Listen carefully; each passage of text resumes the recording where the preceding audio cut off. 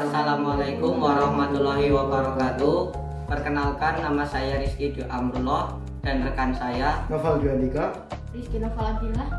Kami akan menyampaikan karya kami yang berjudul pemanfaatan tepung daun kelor Untuk meningkatkan nutrisi pelet ikan dan mengurangi kekurahan air.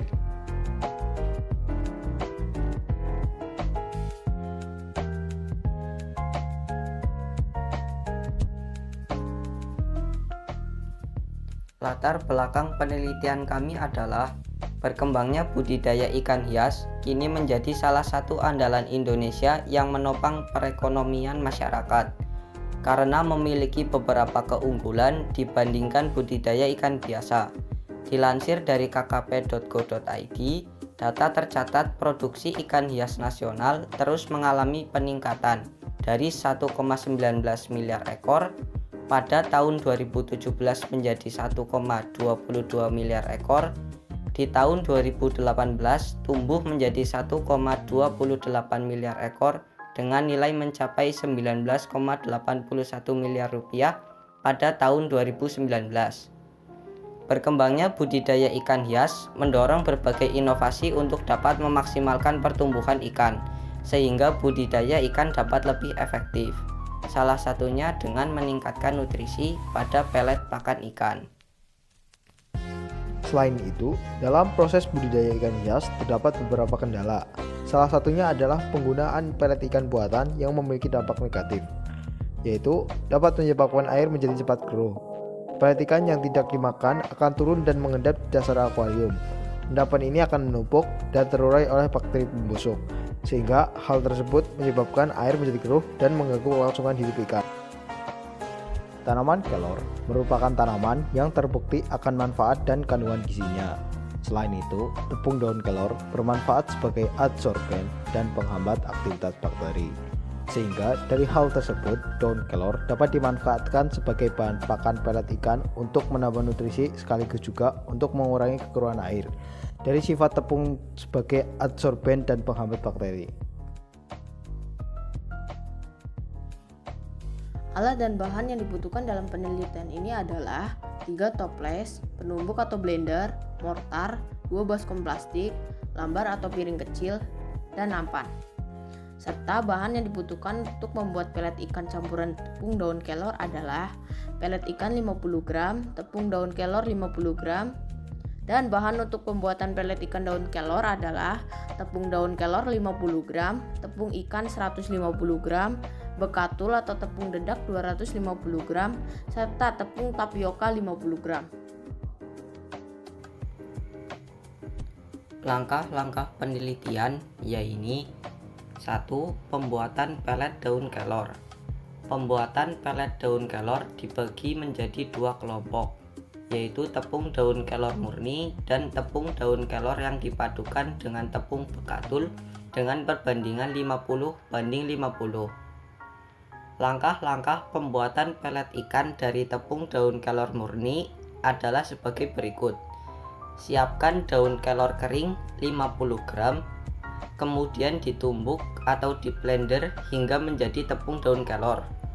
Dapat juga ditambah dengan diayak agar mendapat tepung daun kelor yang halus. Kemudian siapkan bahan pelet ikan, yaitu tepung ikan, tepung daun kelor, bekatul, dan tepung tapioka.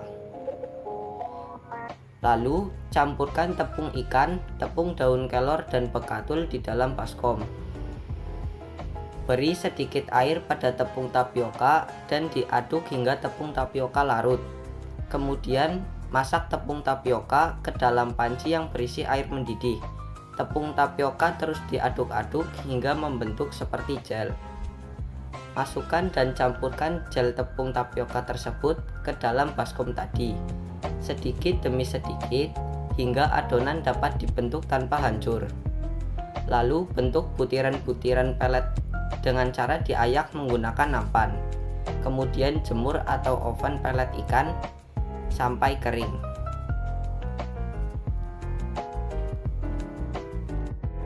Metode analisis data. Analisis data menggunakan analisis deskriptif komparatif. dengan parameter kejernihan air di dalam masing-masing toples yang diberi perlakuan pakan ikan yang berbeda.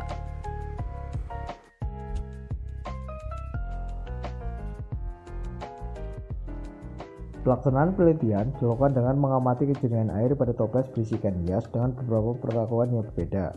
Langkah-langkah penelitian adalah sebagai berikut. Menyiapkan 3 jenis pelet pakan ikan, yaitu pelet ikan murni, pelet ikan campuran tepung daun kelor, dan pelet ikan mandiri dengan takaran campuran tepung daun kelor yang berbeda. Isi masing-masing toples A, B, dan C dengan air. Kemudian masukkan ikan masing-masing 5 ekor pada setiap toples. Beri pakan ikan pada toples 1 sendok teh 3 kali sehari pada toples A diberi pakan pelet murni. Toples B diberi pakan pelet yang dicampur tepung daun kelor. Toples C diberi pakan pelet mandiri tanpa campuran tepung daun kelor. Lakukan pengamatan pada kejernihan air selama 1 hari 24 jam dan 2 hari 48 jam.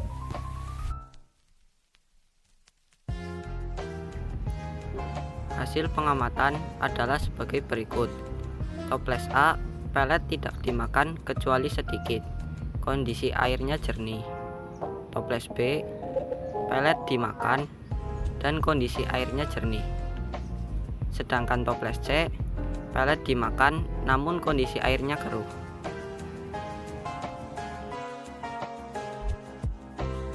Kesimpulan dan saran. Kesimpulan, pembuatan pelet ikan terbaik adalah mengkombinasikan tepung daun kelor dengan bekadul, karena pelet dari daun kelor murni tidak disukai oleh ikan karena mengandung senyawa anti nutrisi. Perpaduan antara tepung daun kelor dengan pur atau bekadul terbukti efektif membuat ikan berminat memakannya. Dan air akuarium pun tidak cepat keruh karena peran tepung daun kelor sebagai adsorben dan penghambat aktivitas bakteri. Saran: perlu penelitian lebih lanjut untuk mengetahui pengaruh peningkatan gizi ikan dengan pemberian pelet berbahan kombinasi tepung daun kelor dan bekadul. Sekian dari kami, mohon maaf apabila ada kesalahan dan kekurangan. Wassalamualaikum warahmatullahi wabarakatuh.